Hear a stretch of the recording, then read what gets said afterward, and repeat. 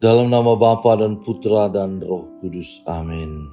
Allah Bapa yang Maha Pengasih, kami kembali datang bersyukur ke hadapan-Mu atas cinta dan kasih sayang-Mu yang melimpah dan tiada berkesudahan dalam hidup kami.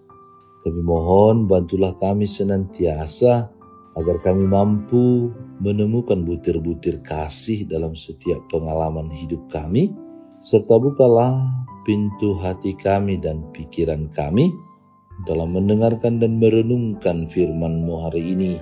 Semoga kami dapat menemukan cinta-Mu lewat sabda dan permenungan ini, dan kami mampu wujud nyatakan, konkretkan dalam kehidupan kami sehari-hari.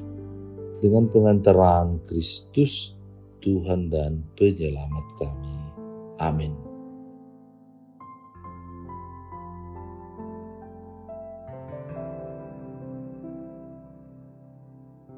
Tuhan bersamamu dan bersama rohmu.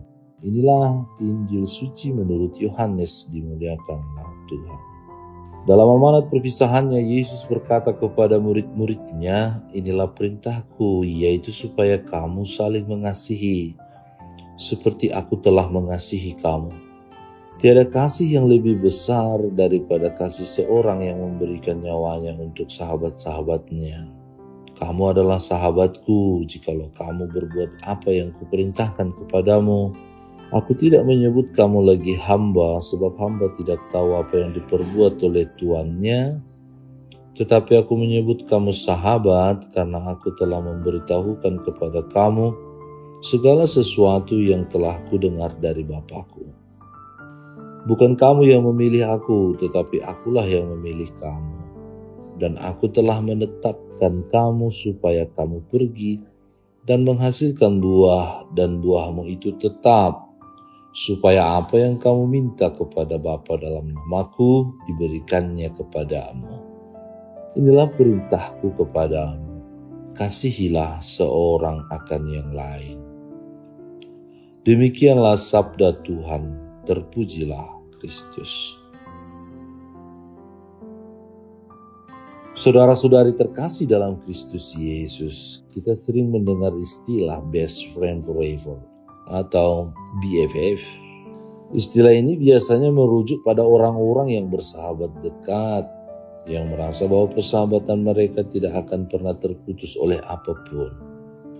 Persahabatan yang dianggap sejati biasanya lebih dari sekedar tahu nama, alamat, dan hobi, tetapi lebih mendalam karena satu sama lain saling terbuka menceritakan cita-cita, kegembiraan, dan derita masing-masing. Tidak ada rahasia di antara mereka sehingga mereka bisa saling memahami dan saling menerima. Ada hubungan timbal balik yang saling menguntungkan satu sama lain. Bahkan lebih dalam lagi, dengan melihat saja mampu mengerti dan memahami perasaan satu sama lain. Dengan melirik saja, sahabat kita tahu dan paham apa yang kita mau. Sudah sedalam dan sedekat itu sebenarnya.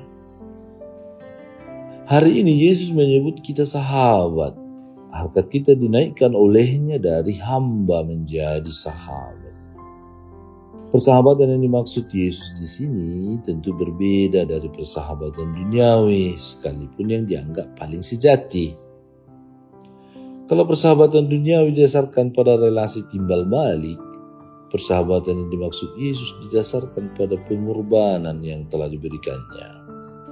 Yesus menyatakan kita sahabat paling tidak karena dua hal. Pertama, karena Dia telah menyerahkan nyawanya demi keselamatan dan kebahagiaan kita.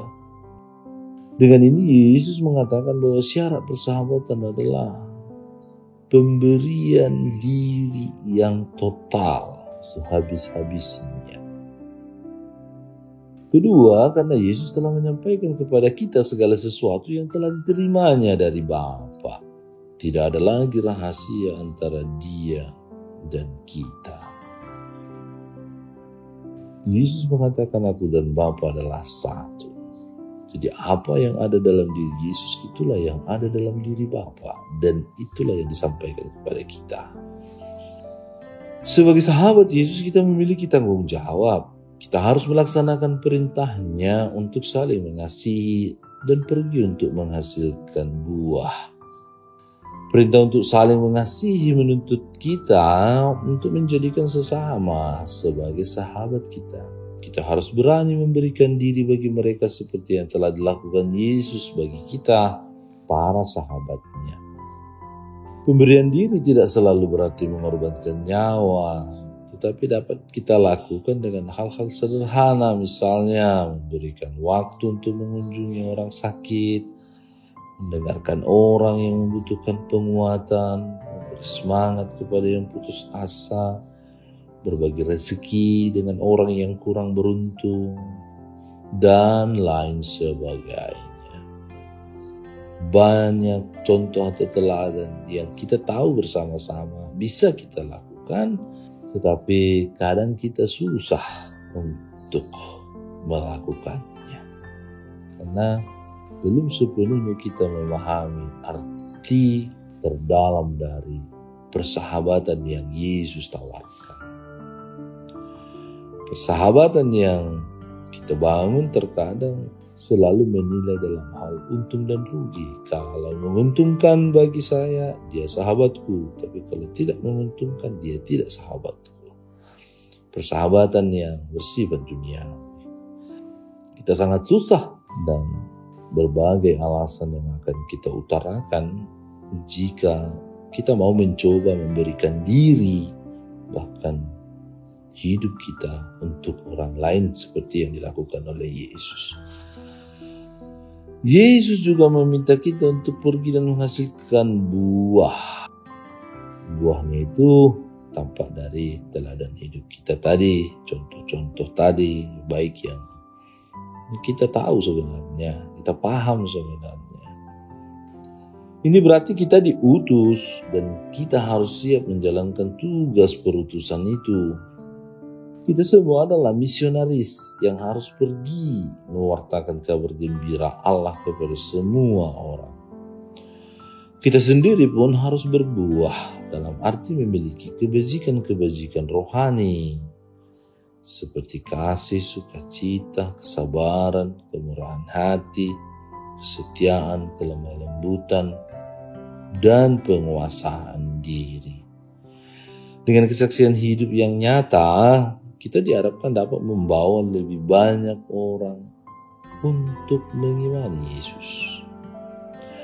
Dan semoga kita setia menjadi misionaris kasih yang memancarkan kasih Kristus kepada semua orang.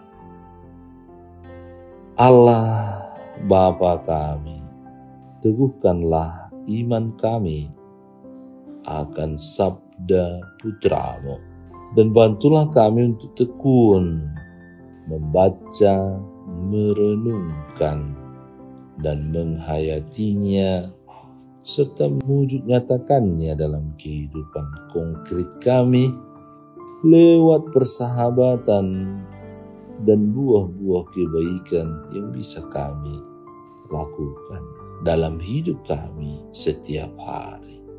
Bantu kami untuk menjalin persahabatan dengan-Mu dan dengan sesama kami, sama seperti yang Yesus teladankan. Dengan pengantaran Kristus Tuhan kami. Amin.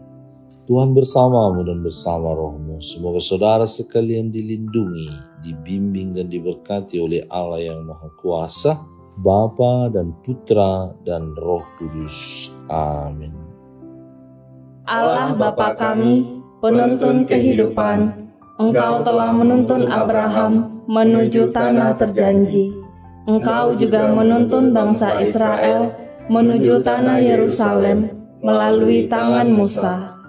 Kini kami umat-Mu keuskupan Padang sedang berjalan bersama dalam sinode kefikepan menuju keselamatan yang Engkau janjikan dalam diri Putra-Mu Yesus Kristus.